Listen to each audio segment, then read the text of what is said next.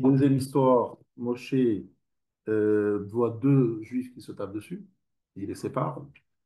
Et troisième histoire, Moshe arrive à Midian, il voit les filles de Midian, les filles de Yitro, molestées par les gens de Midian. Et encore une fois, Moshe intervient. Donc on a trois histoires, trois bagarres, trois interventions de Moshe. Alors le sabbat de Kelem, donc le Rav Simcha Zissel Kelem, de Rav Simcha Zissel Ziv, pose la question, pourquoi est-ce qu'on a raconté ces histoires-là? On veut nous dire que chaque fois que Moshe apparaît, il y a de la bataille, il y a de la bagarre. Alors, le Midrash, dans Midrash Tantruma dit que les filles de Yitro sont venues chez leur père en disant Ish Mitzri Hitzilan. Un homme égyptien nous a sauvés. Demande le Midrash, le Chibidmout, Ish Mitzri Aye Moshe. Est-ce que Moshe avait l'aspect d'un Égyptien? Non, il n'avait pas l'aspect d'un Égyptien. Et là, il voulait Ish Mitzri Sharag Moshe Eloya Nichnas Midian. Sans cet Égyptien que Moshe a tué, Moshe ne serait jamais allé à Midian. Pourquoi? Je vous rappelle l'histoire. Il est intervenu, il a tué l'Égyptien, il a dû fuir, et donc il s'est retrouvé à Midian. Mais sans cet Égyptien, il n'aurait jamais fui l'Égypte. Et donc le Midrash nous donne une image, peu importe, je ne la raconte pas cette histoire. Kach amrou benot yitro le Moshe. Yasher kochacha, shitzaltanu miyadaroim. Merci de nous avoir sauvés des bergers. Amarle Moshe, ne me dites pas merci beaucoup. Oto Mitzri Sharak Tihu Itziletrem, c'est l'Égyptien que j'ai tué qui vous a sauvé. Ish Mitzri, c'est allusion à l'Égyptien que Moshe a tué. Ou le cas, on vient Ish Mitzri, Kmi Garam le Sheba Etzenu, Ish Mitzri Sharak. Lorsque les filles d'Itro rapportent à leur père qu'elles ont été sauvées, qu'elles ont été protégées par Ish Mitzri, c'est pas de Moshe il s'agit. C'est que Moshe a dit tout de suite, mais moi j'ai rien fait, moi. Moi, c'est parce qu'il y a un Égyptien que j'ai dû tuer pour sauver mon frère juif que je suis là. Moi, je fais rien, je suis. Vraiment, je n'ai rien fait ici. Et la Mishnah de Ravat nous dit Haomer davar b'shem omro mevi geoula laolam. Celui qui a meurtre et qui dit quelque chose au nom de celui qui il rapporte quelque chose en disant ce n'est pas moi qui ai fait, mais qui rapporte l'auteur principal, Patomer Esther la Meler b'shem Mordechai. Esther dit au roi au nom de Mordechai. Cette chose-là a été très importante dans l'histoire de Purim. Pourquoi? Parce que le fait de rapporter au nom de Mordechai a fait que le roi a eu une reconnaissance envers Mordechai et lorsque Haman est venu pour le pendre, évidemment, il a refusé de le faire. Alors, qu'est-ce que ça veut dire que celui qui a dit une chose au nom de son auteur, il amène une Géoula à la Olam? Le Maharal, dans son livre Derech Etzraïm, il dit que lorsque le Mashiach viendra, le monde entier reconnaîtra qu'Akadosh Baruch Hu dirige le monde. Allez-nous les Shabéach, la fameuse prière. Yakiou veyedu kol yoshve tevel. Tous les êtres humains reconnaîtront l'existence de Dieu. Alors, lorsque Akadosh Baruch Hu amène une Géoula, il veut qu'on sache que c'est lui qui l'a fait et que c'est lui qui l'a fait tout seul. Il veut qu'on sache que c'est lui qui est derrière. Donc, Esther aurait pu dire à Achashverosh, j'ai entendu Bigtan Vateresh qui complotait contre toi. Et qu'est-ce qu'elle a dit? Non, c'est mon oncle, Mordechai, qui l'a dit. Alors, en fait, Akadosh Baruch Hu dit, elle mérite d'être celle qui va délivrer, d'être celle qui va, par laquelle la délivrance arrivera. Lama,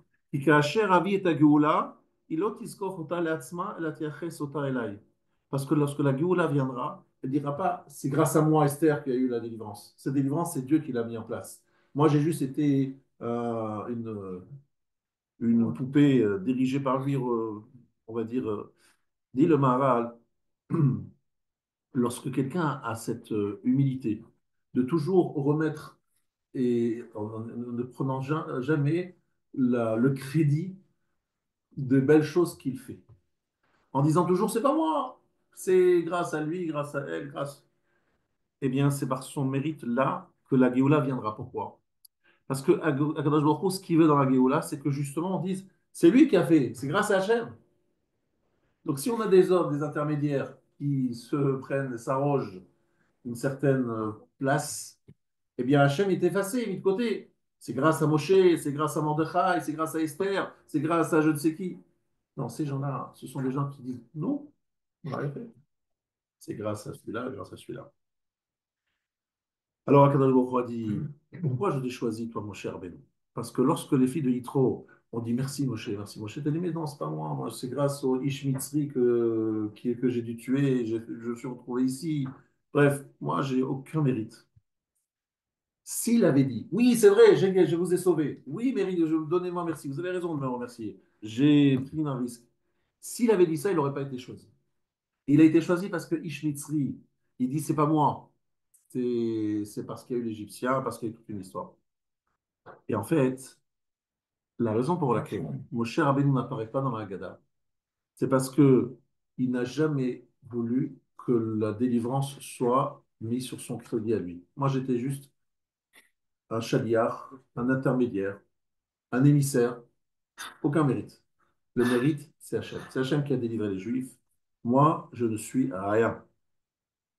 Donc, c'est pour cela qu'on ne cite pas Moshe Rabbeinu dans la Haggadah.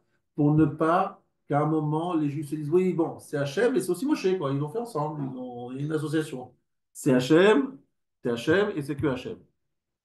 C'est lui qui a tout fait. Ah, Moshe Rabbeinu, il a quand même intervenu. Bon, c'est un intermédiaire, mais pas plus.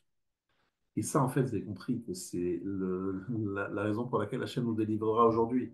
Si Hachem, il sait que lorsqu'il arrivera la délivrance, on dira c'est Hachem qui nous a délivrés, alors on sera délivré. Sinon, non. Donc, c'est ça la réponse à la question du Gaon de Vilna. Pourquoi, dans la sourate du Seder, on ne cite pas dans la Gada Moshe? Pourquoi on ne montre pas une gratitude à Moshe? Parce que justement, ce que Hachem veut dire, c'est que Moshe Rabbeinu dit je ne veux rien entendre, je ne veux aucun merci, je ne veux pas du tout qu'on me parle de moi. Moi, j'étais juste l'intermédiaire, je me passe devant lui. Et c'est pour ça que Moshe a été choisi. Parce que Moshe, c'est celui qui est Anav Bikol Adam. Lorsqu'il transmet la Torah, il transmet exactement ce qu'il a entendu. Il dit pas, bon, mais moi je pense qu'on pourrait dire ça, pour rajouter ça, il ajoute son grain de sel et son grain de poivre. Et il transmet ce que Hachem lui a donné d'une façon, d'une fidélité totale. Il y a zéro crédit pour lui-même. Et c'est ça qui fait que Moshe a été choisi. C'est-à-dire que personne, ni Aaron, ni Nadav et Abihu, ni personne de l'époque n'avait ce niveau d'effacement devant la parole divine, devant la volonté divine, en me considérant, en étant vraiment convaincu que c'est pas moi qui ai fait, moi j'ai rien fait, j'ai été que l'instrument de Dieu. Et ça, c'est un premier enseignement qu'il faut enseigner le soir du Seder, en disant que Hachem cherche de ce genre de personnage pour le représenter, pour être celui qui va délivrer Israël. Donc ça, c'est un premier remarque qu'il pourrait faire le soir du Seder. Deuxième remarque. Donc en fait, vous avez compris, ce chiot, ce sera des remarques les unes après les autres que vous pourrez éventuellement prendre à votre crédit. Ah non. Non. Alors, C'est grâce à mon cher Abedou. vous direz que c'est grâce à Dieu.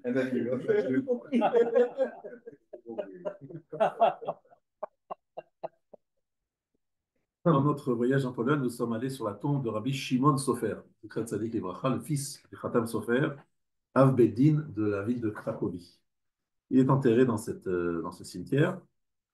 Et la question que pose le Rav Shimon Sofer, elle est très connue. À l'Achmania, pour faire le début de la Haggadah, nous invitons les pauvres à s'associer à notre repas. Alors, j'explique la question. À chaque repas de fête, ben, on sait très bien, la Torah nous dit, pendant les fêtes, n'oublie pas le pauvre, l'indigent, la veuve et l'orphelin. C'est une constante dans les fêtes, d'accord?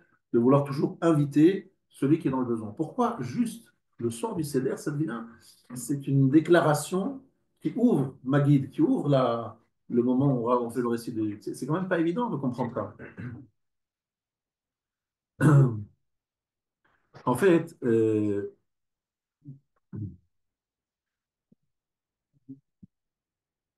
bon, en fait, la première chose que le Rav nous dit, c'est que pour pouvoir comprendre véritablement ce que le pauvre ressent, il faut se mettre soi-même à sa place. Ça veut dire que si nous nous trouvons et nous nous imaginons être sous le Shibud Mitzrayim, sous l'asservissement d'Égypte, et nous n'avons que le pain de la misère, nous comprenons ce que ressent le pauvre. Or, le début du Seder, ça c'est très important que je voulais partager avec vous ce soir. Le début du Seder, c'est de voir la matzah comme un pain de misère. Alors, il y a une grande marloquette entre les commentateurs. Est-ce que les Juifs mangeaient la matzah en Égypte? Certains disent que oui, ils mangeaient la matzah en Égypte. Le Maharal n'est pas d'accord, mais certains disent qu'ils mangeaient la matzah en Égypte et que quelque part, la matzah est aussi un symbole de la servitude. Et là, c'est très intéressant. Vous avez trois éléments le soir du Seder, le maror, la matzah et le Corban Pessah. C'est le trio gagnant du soir du Seder. Le maror, on est tous d'accord, il n'y a pas de question là-dessus, ça rappelle l'amertume, donc la difficulté de la servitude. Tout le monde est d'accord que le Corban Pessah rappelle la liberté. La question, c'est qu'est-ce que la matzah symbolise? Là, on voit que les deux. En fait, les deux. La matzah rappelle ce qu'on mangeait en Égypte. La matzah rappelle l'instant de la sortie d'Égypte. On était empressés, nous n'avons pas eu le temps de laisser la pâte se lever. Donc finalement, c'est un trait d'union. La matzah est en fait le trait d'union, c'est l'élément qui nous permet de passer, de basculer. Et c'est très intéressant parce que c'est mitzvah. Mitzvah, c'est le milieu. Emtsa, mitzvah, c'est le milieu. C'est ce qui permet de basculer, ce qui fait le bascule entre l'un et l'autre, entre Maror et la matzah, en fait, au début du Seder, vous dites ah, l'Armania, voici le pain de misère. Vous le désignez, vous dites mais c'est ça, l'Armania.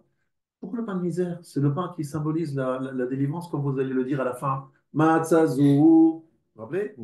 C'est un symbole de la délivrance. Non, parce qu'au début du Seder, on se met dans la peau du pauvre. C'est-à-dire des gens qui sont en Égypte et qui sont sous la servitude égyptienne. On se met dans leur peau. Et donc, en étant dans la peau des pauvres, on dit, mais venez les pauvres nous rejoindre. On est comme vous. On se remémore notre situation et on est conscient de leurs besoins beaucoup plus que d'aucune autre fête. Parce que dans aucune autre fête, on a besoin, on nous demande de nous rappeler la servitude d'Égypte. Et ça, c'est nécessaire d'avoir d'abord ce symbole de la matzah qui veut dire oni, pauvreté, comme la matzalé, c'est-à-dire un produit très, très basique. Farine, eau, point. Il n'y a pas de sucre, il n'y a pas de sel, il n'y a pas d'huile, il n'y a pas de chocolat dedans, il n'y a rien. Il y a uniquement de l'huile, l'essentiel, le pain et l'eau. Donc il y a une notion de pauvreté, c'est-à-dire de simplicité. Et au début du Seder, on nous dit, pour pouvoir faire le processus de délivrance, pour passer d'un côté à l'autre, il faut d'abord revivre la servitude d'Égypte. Revivre le moment où on était asservi. Et la matzah est un symbole parce qu'il le mangeait en Égypte, selon certains. Et donc, si on revit ça et qu'on se dit, tiens, on était esclaves en Égypte, on était pauvres, on était. Alors on se dit, on veut ouvrir aux pauvres, aux autres pauvres parce qu'on ressent la servitude, on s'imagine que ça veut dire, on dit, oulala, on ne va pas laisser les gens dehors. Parce que c'est tellement vécu, c'est-à-dire on revit tellement cet événement de la servitude, de la difficulté, de la pauvreté, qu'en ce moment on se sent solidaire des pauvres. Parce qu'on ressent, hein, en se rappelant ce qu'on était en Égypte, qu'on est proche d'eux, puisque aussi on a vécu ces moments difficiles. Et donc on les invite à nous rejoindre, parce qu'on veut se dire, mais on est tous dans le même bateau, on est dans le même bateau, venez, on n'est pas différents ce soir. Mais en plus, ce qu'on veut leur dire, c'est que de la même façon que la servitude de l'Égypte, elle a disparu, au fur et à mesure du Cédère, on va sortir d'Égypte, vous aussi, venez nous rejoindre, et vous allez aussi sortir de votre situation, on va dire, délicate et précaire, au moins psychologiquement. Vous allez vous sentir libéré grâce à ce que nous allons raconter. Le soir du Seder, il faut donc jouer ce jeu, entre guillemets, de passage, et la matzah, c'est ce qui nous permet de faire ce passage. Là-dessus, alors, je ne vais pas tout raconter. Il y a un commentaire de ça c'est de Rav. Alors, il y a un commentaire sur le fait que la délivrance d'Égypte se fait par le mérite d'Abraham et c'est pour ça que l'invitation des pauvres se justifie. Je vais donner une deuxième explication. Euh, Pourquoi est-ce qu'on s'adresse, de nouveau, on répète la même question, mais avec une nouvelle réponse? Pourquoi inviter les pauvres au début du Seder? En plus, c'est très, très hypocrite. Parce qu'en fait, tu parles à qui là? Tu parles au mur. tu es dans ta maison, installé avec ta famille, et tu dis que les pauvres viennent. Merci, les pauvres, ils sont voilà. Et ils t'entendent, là, les pauvres. Ils sont les pauvres. C'est quand même incroyable. Et si vous regardez les halachot de Pessah, ça commence par quoi? Par Kimcha de Pissah. La mitzvah de donner, vous savez tout ce que c'est les pains de Pessah, c'est une période où particulièrement on est sensible, on est très sensible à la pauvreté et aux nécessiteux. Pourquoi? Et là, il dit quelque chose d'extraordinaire. Une autre explication que celle que j'ai donnée, euh, c'est la dimension d'Abraham. Vous savez très bien que la raison pour laquelle Abraham est souvent cité, c'est parce qu'il y a Tour. Tour, c'est Rabbeinu Hacher, fils de Rabbeinu Yaakov, fils de Rabbeinu Hacher, l'auteur du Tour. Tour, c'est le livre de référence sur lequel le Shulchan Aruch est construit. Il y a Tour Chaim, Tour Even Hazer. Bref, Rabbi Yaakov ben Rabbeinu Hacher, un des grands maîtres séfarades d'ailleurs, parce qu'ils ont habité en Espagne, le fils du Roche. Le Shamati Meachi Arav Yechiel. C'est l'auteur du tour qui cite son frère. Chez Amoadim, Nitkenu Keneged Avot. Les fêtes ont été instaurées par rapport au Avot. Pesach Keneged Avraham, dirtiv Lushi Vasiugot. Lushi Vasiugot, c'est une allusion au Matzot. C'est évidemment ce que dit Abraham à Sarah lorsqu'ils accueillent les invités, les trois Arabes qui sont invités à la table d'Abraham. Alors, comme il y a trois fêtes, donc Yitzhak, ça sera Shavuot, et Yaakov, Sukkot. Mais quel rapport y a-t-il entre la fête de Pessah et Abraham et son accueil des invités? Alors, regardez bien. Vous savez tous que Abraham était souffrant. Abraham, pardon, était souffrant, il avait fait la Brit Mila, et il était souffrant encore plus de ne pas recevoir d'invités. Alors, Itril, Adam, Mila, Letaftef, Mimilato. Troisième jour, la plaie s'ouvre et le sang commence à couler de la plaie de la Brit Mila. Amar lo Akadosh Baruch Hu, dit le Midrash Tanchuma, Hashem lui dit, Chayecha, shebizrutecha ani achus al banecha bishne damim ve'epra mitzonehem. Par ton mérite, j'aurai pitié de tes fils par les deux sangs, et je ferai payer à leurs ennemis. Va'evor alayir va'er mitboseset bedamaïr. Va'amorlar bedamaï chayim. Vous savez, on dit cette phrase. Va'amorlar bedamaï chayim deux fois. Comment d'Abrit Mila? C'est le Dam Pessah et Dam Mila. Mais pourquoi? C'est le mérite d'Abraham qui a fait la Brit Mila. Et justement, Louchi va à Siougot, pétri et fait des gâteaux, non, on pensait des gâteaux Hametz. Non, il a fait de la Batsara et c'était Pessah. Alors, on sait tous que d'ailleurs Yitzhak est né à Pessah, puisqu'on lui a annoncé la naissance de Yitzhak exactement un an avant, comme le dit le Malach, et donc un an avant, c'est bien Pessah. Il a été conçu la nuit de Rosh Hashanah et il est né le premier jour de Pessah, Yitzhak Avinu. Ça, il faut le savoir. Et c'est ce jour-là qu'il a choisi Yitzhak pour bénir Esav, finalement ça fait Jacob, la nuit du Seder. Et c'est pour ça que nous, Veiten lecha Elohim, Nital Hashavai Mishmane Haaretz, la fameuse bénédiction de Yitzhak à Esav, en fait, finalement c'est Jacob, c'est Birkat Atal. Veiten lecha Elohim, Nital Hashavai. Et qu'est-ce qu'on fait le premier jour de Pessah? Moridatal. C'est-à-dire que le premier jour de Pessah, c'est la bénédiction, c'est la naissance de Yitzhak, et c'est le jour où les trois personnes invitées arrivent chez Abraham, et où le sang d'Abraham coule de sa Brit Mila. Et Akadosh Baruch Hu dit, tu es à la Brit Mila, tu souffres. D'abord, déjà, magnifique, le troisième jour, c'est un jour où on souffre de la Brit Mila. Tu as fait la Brit Mila, tu souffres de cette Brit Mila, et quand même tu vas recevoir des invités, eh bien, je délivrerai tes enfants par le mérite de ce sang qui coule de ta Brit Mila. Et là-dessus, où Omed Tachat Etz. Amar Akadosh Baruch Hu b'mida shadam moded modeim lo. Ata amadta lahem letaret otam. Chayecha afani omed lahem leIsraël umagen alem bizman yetziat Mitzrayim. Akadosh Baruch Hu s'adresse à Abraham. Il dit, tu étais debout sur eux, sous l'arbre. Tu étais en train de les servir, toi Abraham. Eh bien, je te promets que moi aussi, je serai près de tes descendants, Israël, au moment de la sortie d'Égypte pour les protéger. Alors en fait, c'est le mérite d'Abraham qui nous a permis de sortir d'Égypte. Donc, ce qui arrive le soir du Seder, on dit Halachmania. Qu'est-ce que nous sortons d'Égypte? Mais par quel mérite nous sortons d'Égypte? Parce que notre grand-père Abraham, il a fait rentrer des invités. Et parce qu'il a fait accueillir ses invités, c'est par ce mérite-là que nous sortons aujourd'hui d'Égypte. Parce que je rappelle, reposez-vous sous l'arbre, et Abraham est au-dessus d'eux. Hachem lui dit, parce que tu étais au-dessus d'eux, tu les as protégés, tu les as accueillis. Par ce mérite-là, je sortirai tes enfants et je les protégerai en sortant d'Égypte. Incroyable. Et donc, c'est logique, si vraiment Abraham, si on rappelle le mérite d'Abraham, en particulier au moment d'Arnas Atochim, bah, que nous aussi, le soir du Seder, on dit, attendez, on est par le mérite de qui? D'Abraham. Et qu'est-ce qu'il était en train de faire, Abraham? Il avait une Brit Mila, il recevait des invités. Qu'est-ce qu'on fait ce soir-là? On reçoit des invités. Venez. Alors aujourd'hui, c'est vrai que techniquement, on peut plus, on peut pas s'organiser en dernière minute, inviter des invités dans, on va dire dans des petits villages peut-être un peu perdus. On pouvait inviter des gens à la synagogue et les prendre avec soi. Aujourd'hui, qu'est-ce qu'on fait? Bon, au Hachem, je pense que vous êtes bien au courant, les paniers de Pessah, on vous assaille de sollicitations avant Pessah, en vous disant pensez aux pauvres, grâce à Dieu. Ça se fait, bon, ça se fait quand même d'une autre façon qu'avant, mais la solidarité au temps de Pessah, elle est extraordinaire dans l'ensemble du peuple juif. Donc on continue à le faire, peut-être pas le soir du Seder, mais le soir du Seder, on rappelle le mérite d'Abraham qui recevait des invités et qui les a invités. Et par ce mérite-là, on est sorti d'Égypte. Et par ce mérite-là, on a la fête de Pessah. Rappelez-vous aussi que Abraham, c'est le symbole de celui qui résiste à l'idolâtrie.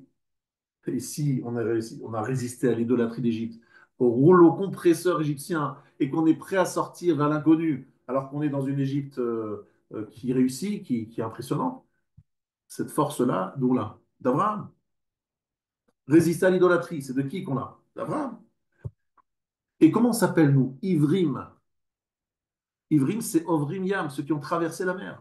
Donc on s'appelle, les Hébreux, c'est Ivrim, Ovrim Yam, ceux qui ont traversé la mer.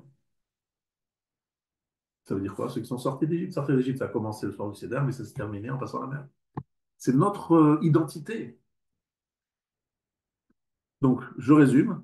Pourquoi est-ce que le soir du Seder, nous invitons les invités? Parce qu'on va rappeler le mérite d'Abraham au moment où il a reçu les invités, qui était justement le début, le moment qui est à l'origine de la sortie d'Égypte que nous vivons à ce moment-là, le soir du Seder. Voilà, donc et on veut rappeler le mérite d'Abraham et on veut s'inspirer, etc. Le Corban Pessah et la Brit Mila. On peut dire que la Brit Mila, c'est la Brit Mila contre le sud de l'Égypte. Et le Corban Pessah, le fait qu'il a égorgé Alors, le problème, c'est que ce qu'il a égorgé, lui, c'est des taureaux, des veaux, des taureaux. Il n'a pas égorgé un agneau. Donc, on n'a pas vraiment l'équivalent. On a l'équivalent avec Yitzhak, qui a reçu deux agneaux de brebis, deux chevreaux, le soir où il a fait la bénédiction. Et on demande pourquoi est-ce que deux chevreaux, un vieillard, il prend deux chevreaux pour une soirée. Il est vraiment très glouton, Yitzhak Avinu. On dit non, c'est un Keneged Korban Pessah, un Keneged Korban Chagiga. Mais j'ai pas vu qu'on faisait un lien entre les veaux et donc, il a pris c'est la langue de ces veaux pour les donner aux invités. Chaque invité a eu droit à une langue parce qu'il a donc pour chaque invité, il y en avait trois, il a égorgé un animal pour récupérer sa langue et donner une langue entière que la langue. Pessah. Pessah. Je traduis là, Razak. Ça refait penser à Pessah. Voilà. Voilà, messieurs, le deuxième commentaire sur cette introduction à l'Agada. Maintenant, un troisième du Rabbi Tzadok HaKohen. Vous savez qu'il y a une mare dans Brachot. Rabbi Alexandri, Batar de Metzalei Amar, Ribon HaOlamim, Galui veYudu Alefanecha, Sheretzonenu Lasot Retzonecha, Mi Ma'akev Seor Shebaïsa. Ce qui nous empêche de faire ta volonté, dit ce commun dans Brachot, page 17, c'est Seor Shebaïsa, le levain qui est dans la pâte. Le levain qui est dans la pâte est le symbole du Yetzirah. Dans Brachot, page 17. Alors, on sait tous que la faute d'Adam Arishon, c'était parce qu'il a mangé le fruit interdit. Ainsi, le Yetzirah a pénétré en lui en mangeant ce fruit. Et on sait tous que la descente en Égypte, c'était pour effacer la faute d'Adam Arishon. Vous savez qu'on a expliqué ça plusieurs fois. Cour à Barzel, le creuset en fer. Barzel, c'est l'acrostiche de Bila, Zilpa, Rachel et Léa. Ça veut dire qu'en fait, au niveau des hommes, Avraham, Yitzhak et Yaakov, ils avaient fait le boulot, ils avaient nettoyé les résidus de la faute originelle. Mais du côté des femmes, Rachel, Léa, les filles de Lavan, il y avait encore des choses à évacuer. Toute la raison pour laquelle on était en Égypte, c'était pour évacuer les résidus de Barzel, Rachel, Léa, Zilpa. C'est le côté féminin qui était chargé encore et il fallait le... Et donc les Juifs ont dû passer en Égypte un certain nombre d'années. Et Avraham Avinu n'a même pas fait une demande de remise de peine. Alors que chez Sodome et Gomorre, il est là, il défend, il dit non, non, il ne faut pas punir Sodome et Gomorre. Mais lorsqu'il s'agit de ses propres enfants, il accepte. On lui dit, ils seront esclaves 400 ans. Tiens, incroyable. Parce que Abraham sait que s'ils sont en Égypte, c'est parce qu'il faut qu'ils soient en Égypte. Parce qu'il faut évacuer toute la faute d'Adam Arishon. On n'a pas dit que Sarah avait fait le tikkun. Alors, Sarah, magnifique. Rachel, Rivka, magnifique. Le problème, c'est que Rachel, Léa, etc., descendent de Lavan. Et Lavan, c'est pas magnifique du tout. Donc, c'est vrai que du côté de Sarah et Rivka, magnifique, mais le problème, c'est que Rachel et Léa n'avaient pas fini le travail et elles ont fait un travail, mais n'ont pas fini. Et il a fallu compléter en Égypte. Si on n'était pas en esclavage, on n'a pris la Torah. Ah, exactement. Si on n'a pas été en esclavage, on n'aurait jamais pu recevoir la Torah parce qu'il fallait nous préparer à recevoir la Torah et en écartant ces différentes résidus. Donc, c'était nécessaire, un mal nécessaire, on appelle ça comme ça. Alors, donc, vous savez tous que le soir du Seder, nous mangeons. Et pourquoi est-ce que nous mangeons? Et c'est la mitzvah de la Torah, manger la matzah. C'est pour faire le tikkun de la faute d'Adam Arishon. Vous savez que c'est ça le but. Et comme il faut, donc nous parlons, vous savez que la Shon Adam Arishon, mais la Shon Arami, Siper, il m'a dans Sanhedrin page 38 que Adam Arishon parlait en araméen.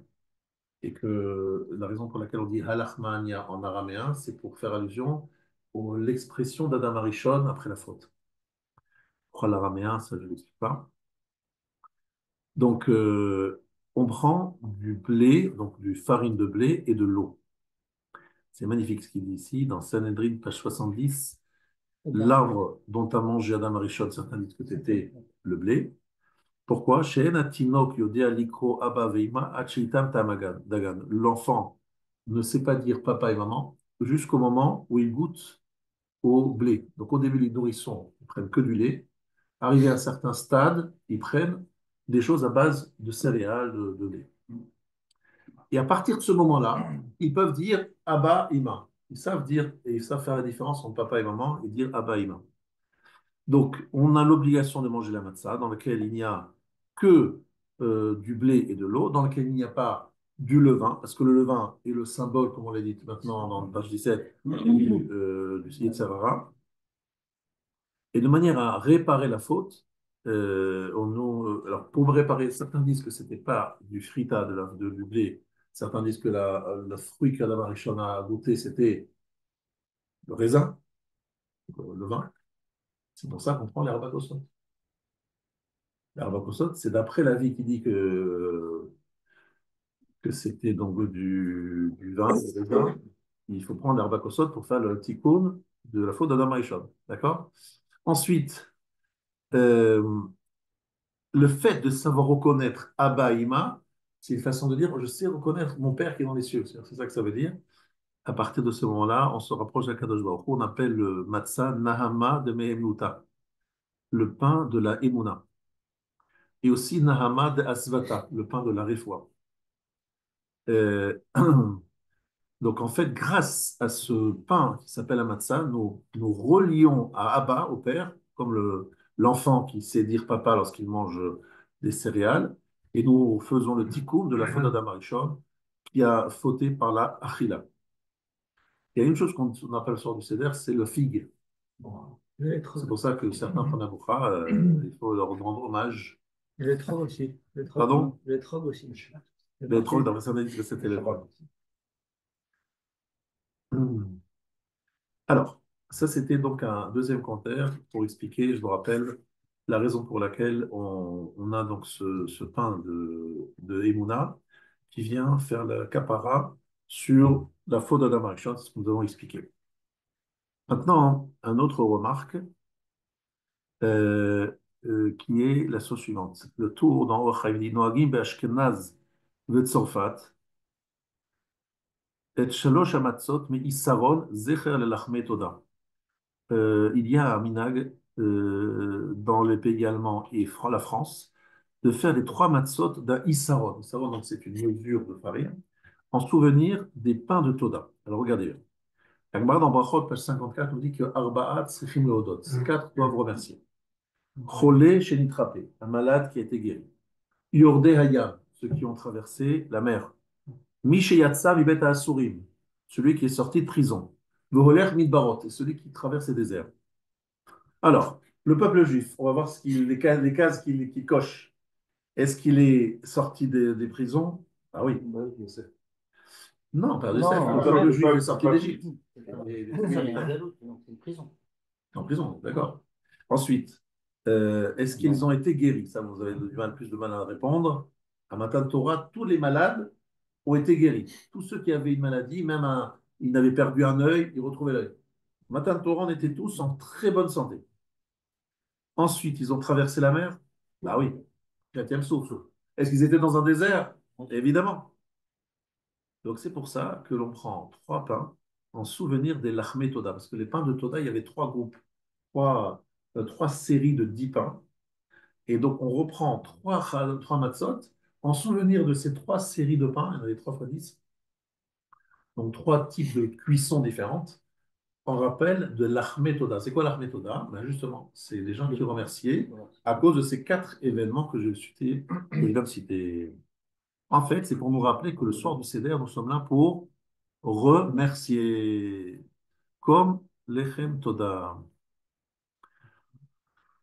Jusque-là, ça va, c'est clair? C'est important de bien noter tout ça parce qu'effectivement, il y a ici une orientation du Seder. Le soir du Seder, c'est le jour où nous remercions. Tout simplement le contraire de Kfiyut Torah. Le-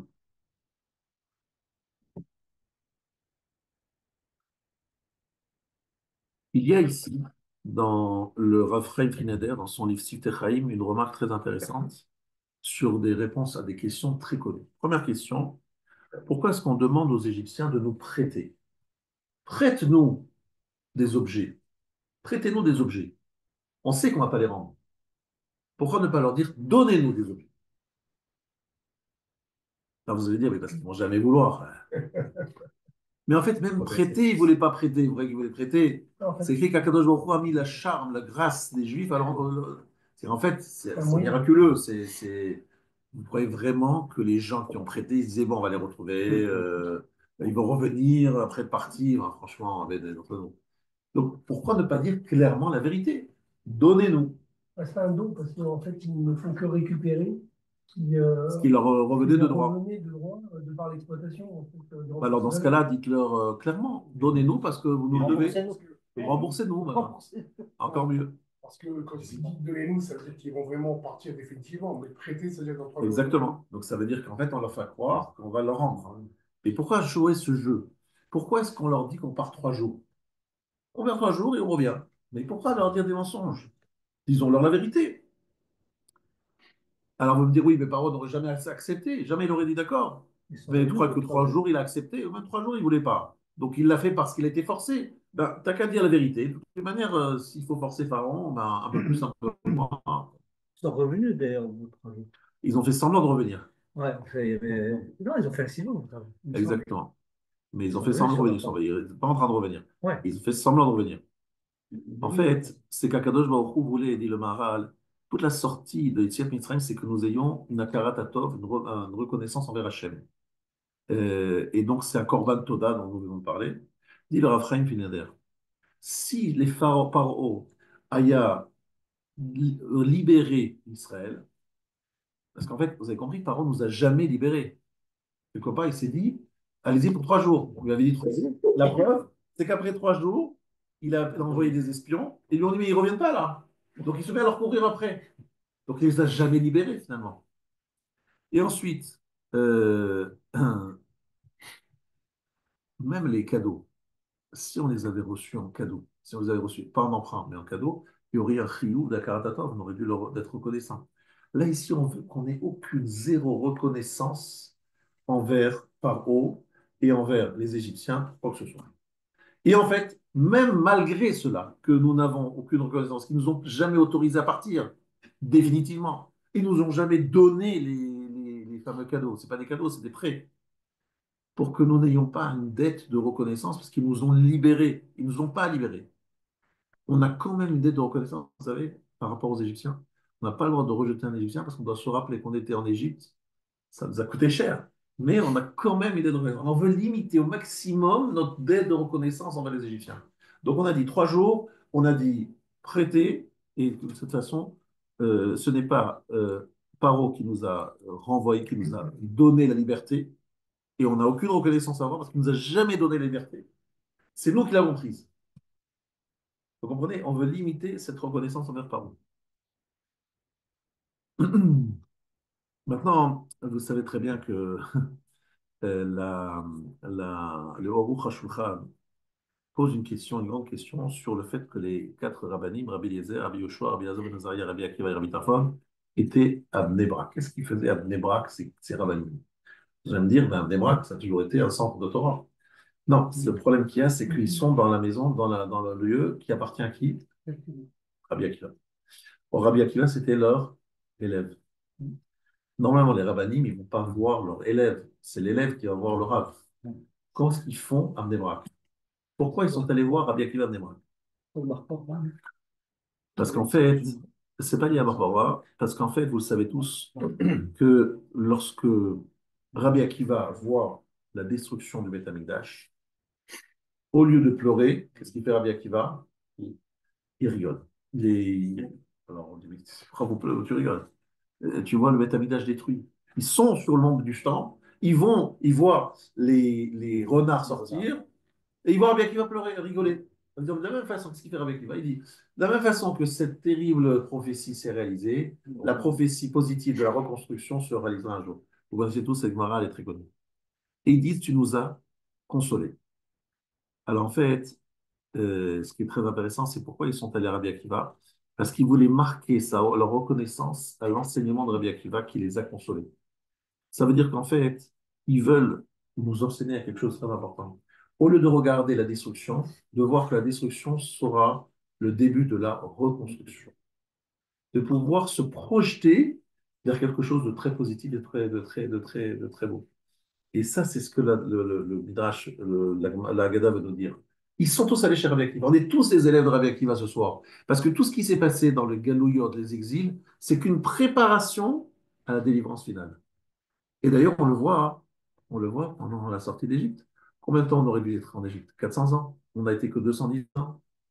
Et ces 210 ans ont été très durs, surtout vers la fin. Pourquoi? Parce qu'Hachem, il a voulu raccourcir le temps, passer de 400 à 210.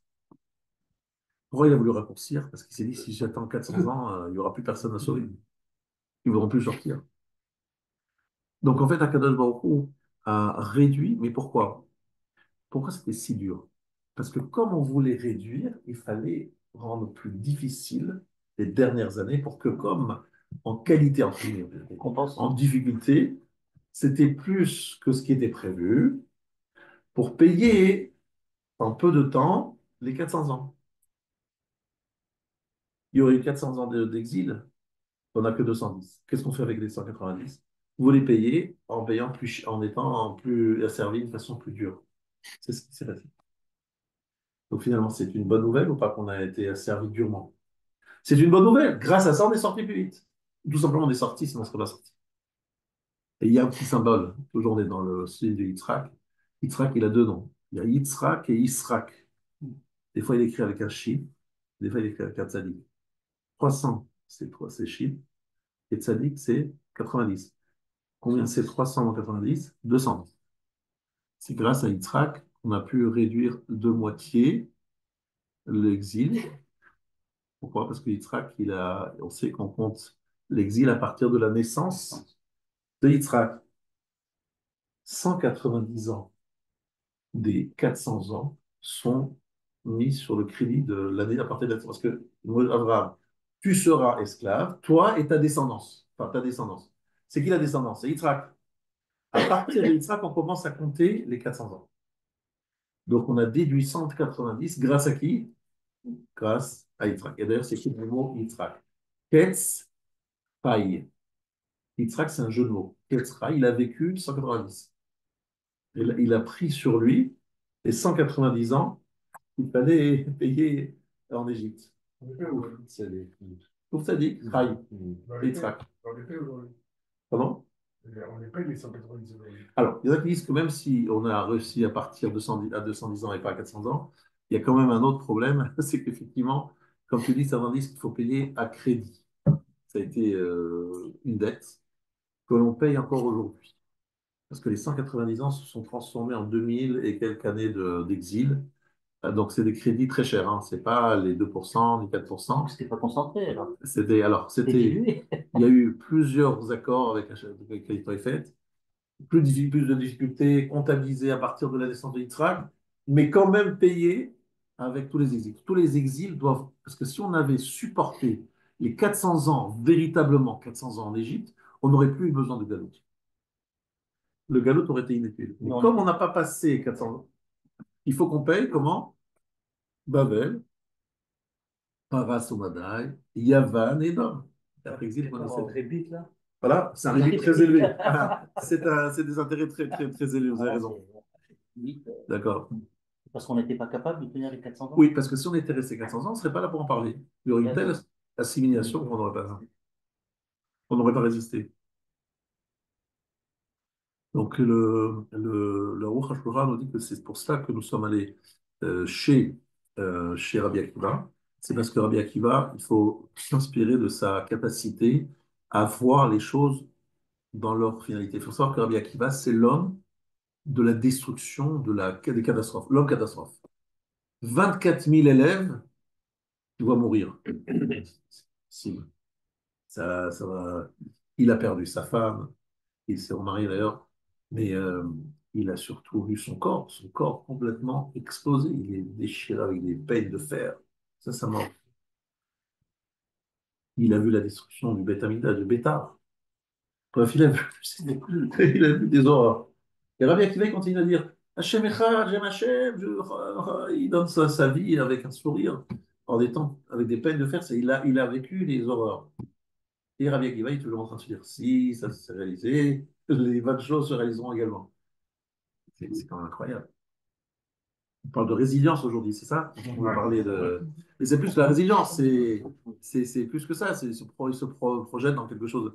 Donc il faut aller chez Rabbi Akiva, il faut être les élèves de Rabbi Akiva dans cette dimension de sortie d'Égypte, parce que dire, cet exil préfigure, prépare la Géoula. Ce qui est drôle, c'est que les élèves lui rappellent que c'est l'heure de faire le schéma du matin. Alors, ça, c'est autre chose, Pour la libération. effectivement. Ils étaient en train de raconter toute la sortie d'Égypte jusqu'au moment où le matin, on leur dit voilà, le soleil se lève, il va falloir faire le Kriyat Shema. Et vous savez tous que la notion de Kriyat Shema, c'est quoi? Ouais, il leur rappelle le Kriyat Shema. Igi Azman Kriyat Shema Shel Shacharit. Euh, C'est quoi la notion de Kriyat Shema Shel Shacharit? C'est Kabbalat Olma Shamaï, évidemment. Mais ils leur disent bon, vous avez raconté toute la sortie d'Égypte pendant toute la nuit. Vous êtes préparés à recevoir Abaot Shamaï. En fait, le Sipour, rappelez-vous de ça, le Sipour, c'est pas juste raconter des faits, c'est raconter aussi l'agencement des faits, l'organisation de cette sortie d'Égypte. Vous savez que le mot Haggadah, dans le Zohar, s'écrit, parce que c'est le sod, dévoiler le secret de la sortie d'Égypte. C'est quoi le secret? C'est montrer les enchaînements, expliquer vers quoi Hachem nous amène, et de savoir comprendre ce qu'il y a derrière ces différents enchaînements. Ils doivent nous donner, au contraire, une grande confiance dans l'avenir. Incroyable la connexion entre la Megillah et la Haggadah qui se succèdent. Exactement. Purim doit être juxtaposé à Pessah. Et s'il y a 2 mois de Hadar, on va faire Purim au deuxième mois de Hadar. Et lorsqu'on nous dit qu'on a reçu la Torah avec amour, c'est grâce à quoi? Au miracle de Purim et de Pessah, dit Rashi. C'est-à-dire qu'il y a un lien qui est fait entre Purim et Pessah. et qui nous fait en fait donne une grande confiance. C'est que même si Hachem se cache, il est là. Purim, c'est ça l'idée, c'est de le trouver lorsqu'il se cache. Pessah, c'est le moment où il se dévoile. Mais les deux, ça va ensemble. Parce que si je crois en Hachem, parce qu'il s'est dévoilé, je le vois lorsqu'il se dévoile, eh bien je me dis, mais il est là tout le temps. Ça veut dire que c'est une révélation qui doit nous donner un enseignement, dit le Ramban Nachmanide, sur un quotidien. Le quotidien Hachem est toujours à côté de nous, mais il ne se révèle pas, il n'est pas visible. Il n'est pas visible si vous ne savez pas le voir, si vous ne le regardez pas avec des bonnes lunettes. Avec des bonnes lunettes, vous le voyez. Sans lunettes, vous ne le voyez pas. Mais il y a beaucoup de gens qui oublient leurs lunettes ou qui n'ont jamais acheté de lunettes. Eh bien, il faut les acheter. Et comment est-ce qu'on se les procure? À travers les miracles de la sortie d'Égypte. Donc, ces différentes remarques que je vous ai déjà données, et, là, évidemment, il y en a de quoi faire pendant. Il y a énormément de commentaires sur les quatre fils que je voulais un petit peu partager avec vous. Vous savez tous que les quatre fils, il y a parmi eux le rachat. Et le rachat, c'est très bizarre la réaction qu'on a face au rachat. Euh, Pourquoi est-ce que le rachat, on le jette comme ça? Alors, le rachat, en fait, qu'est-ce qu'il fait? Lui, il se rebelle. Le rachat, c'est en fait le rebelle. Et il se dit, Ma voilà, Zotachem, à quoi ça sert ce labeur? Qu'est-ce que ça vous apporte? Qu'est-ce que ça vous construit? Qu'est-ce que ça vous donne de commémoration? Ça sert à rien. Alors on dit Haké et Chinav. On dit quelque chose de très très beau. C'est quoi à quoi ça sert à quoi ça sert les dents? Les dents servent justement à permettre de découper la nourriture. Donc, vous voyez par exemple, gros morceau, vous commencez à couper, vous les mettez dans la bouche, les dents découpent encore plus, la salive également fait son travail, et après vous pouvez avaler. Qu'est-ce que fait le rachat?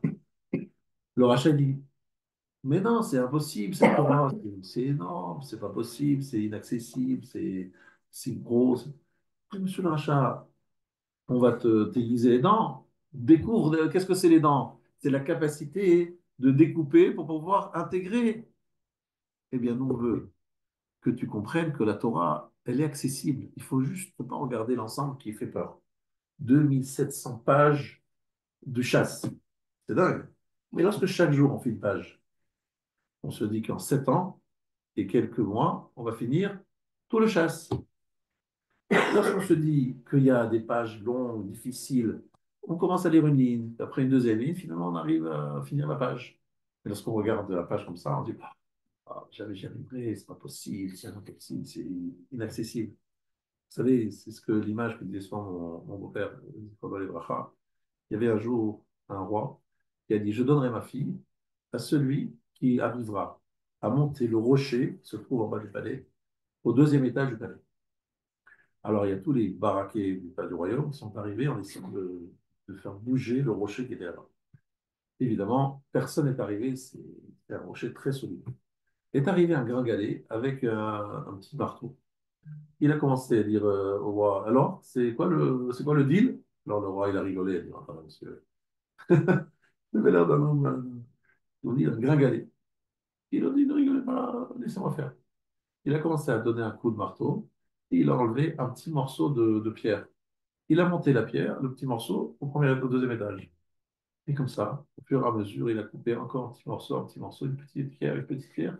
Finalement, il a fini tout le rocher et il a monté au deuxième étage. Sauf qu'il n'était pas en un bloc, mais en petits morceaux, tout petits morceaux. C'était juste une question de temps et de savoir qu'il fallait le faire en plusieurs fois. Il dit ainsi, la Kadosh Baruch Hu, lorsqu'il nous donne le défi de la Torah, des mitzvot, soit on est comme le rachat, c'est quoi ce truc, ce travail, ce machin.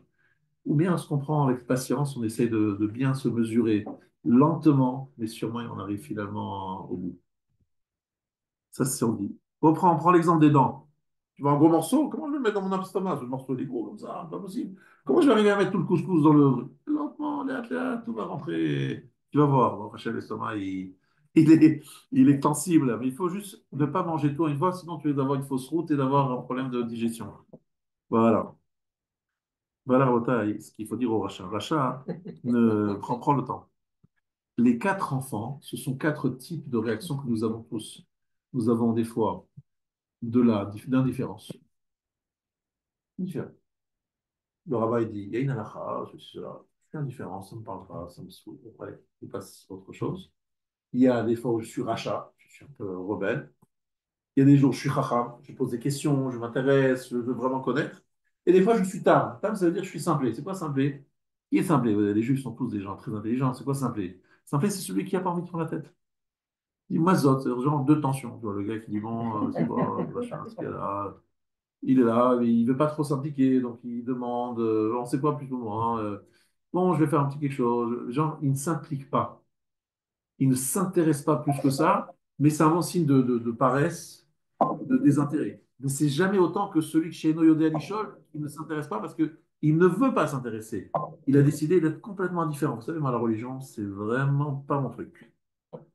Moi, je suis agnostique, athée, je crois en rien et ça ne m'intéresse pas. Vraiment, ça glisse. Ça, c'est le chez Noyodé Alichol, le pire. Le rachat, c'est un bon client, le rachat. Un chef qui attaque, c'est quelqu'un qui est concerné, touché, sensibilisé. Alors, il a une attitude agressive, en fait, ça veut dire qu'il est touché. Le pire, c'est chez Noé Aïcha. Chez Noé Aïcha, c'est at petachlo. Il faut que toi, femme, la partie féminine qui est en toi, ouvre le cœur. C'est son cœur complètement fermé. C'est tellement beau de voir ça. At petachlo, chaque fois que je vois ça. Toi, le côté féminin, ouvre-lui. C'est quoi le côté féminin? Sensibilise-le. Il ne s'agit pas d'intellect ici. Il s'agit de le sensibiliser. Montrer qu'il y a quelque chose derrière. At petachlo. Voilà pourquoi le chéneau il faut une femme, c'est-à-dire le côté féminin pour le solliciter. Alors, vous savez tous que la Haggadah est là des passages clés. Les passages clés, Mitrila, Ovde, Avodazara, Avoten. Au début, nos ancêtres étaient les Ovde, Avodazara. C'est qui? C'est qui, Avodazara? C'est Terach. Et pourquoi on rappelle Terach aujourd'hui? Terach, Avi Avraham, Avi Nachor, Vayavdou Elohim Acherim. C'est quoi cette idée de rappeler Terach? C'est très très ancien Terach. Par rapport à la sortie d'Égypte, c'est quoi? Abraham, il est né en 1948. La sortie d'Égypte, c'était en 2448. Donc c'est combien par an? T'as raison, c'est à peu près 500 ans. Donc pourquoi on se rappelle l'histoire de Terach lorsqu'on est déjà après Abraham, Yitzhak, Yaakov, Yosef, Lévi, Yehuda? Ils s'en foutent de Terach.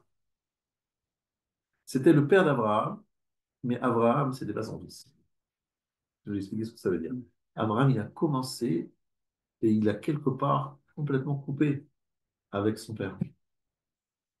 Et ça, c'est un grand enseignement pour nous. Il ne faut pas se dire que comme on est dans une famille d'idolâtres, entre guillemets idolâtres, que ça y est, c'est comme ça, l'héritage. Non. Abraham, il a eu cette force de s'opposer à ses propres parents, à sa famille, tout le monde, tous. Abraham leur a dit, zut, je comprends les choses autrement, j'ai une indépendance. Lorsqu'on doit sortir du galop de Rabotaï, il n'y a qu'un moyen. C'est avoir le courage et la force, la détermination de se dire ce que les gens pensent autour, ils n'ont qu'à penser ce qu'ils veulent. Je suis authentique. Je suis dans un engagement authentique, fort, convaincu. Et je ne suis pas en train de répéter tout ce que les gens disent et pensent et répètent, etc. C'est une force d'indépendance très difficile qu'a eu Abraham. Abraham, il était le fils de Terah, et il a réussi à prendre son indépendance. Eh bien, ici aussi, dans la Haggadah, on veut que les Juifs qui entendent ça disent comme Abraham il a pris d'indépendance par la nous aussi, on va prendre l'indépendance par rapport à l'influence terrible de Esav qui nous entoure.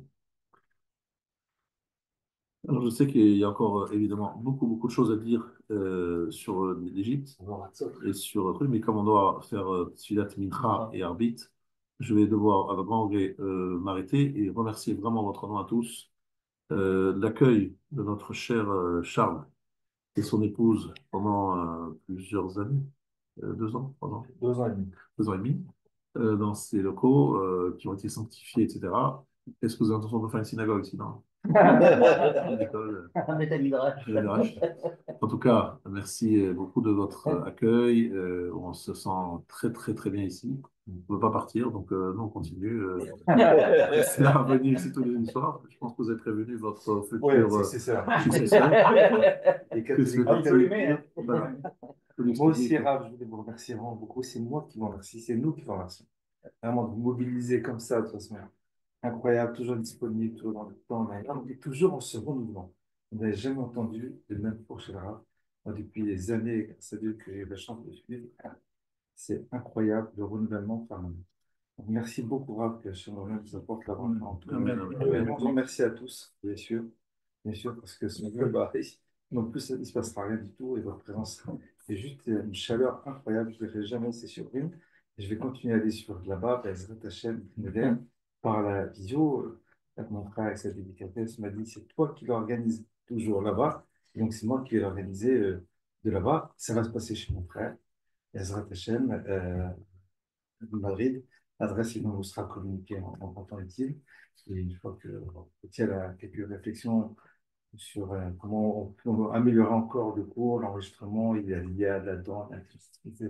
Il y a vraiment de l'innovation dans l'air. Et c'est extraordinaire, il échangera avec le Rav d'abord. Voilà, et puis ça va donner encore peut-être un autre élément. Est-ce que tu seras présent par hologramme? Hein? Est-ce que tu seras présent par hologramme? Lui, d'ici là, il aura peut-être Enfin, vicino qualche vodokan. un hologramme. Que ça serait un vrai honneur pour moi de vous recevoir. Vous ne savez pas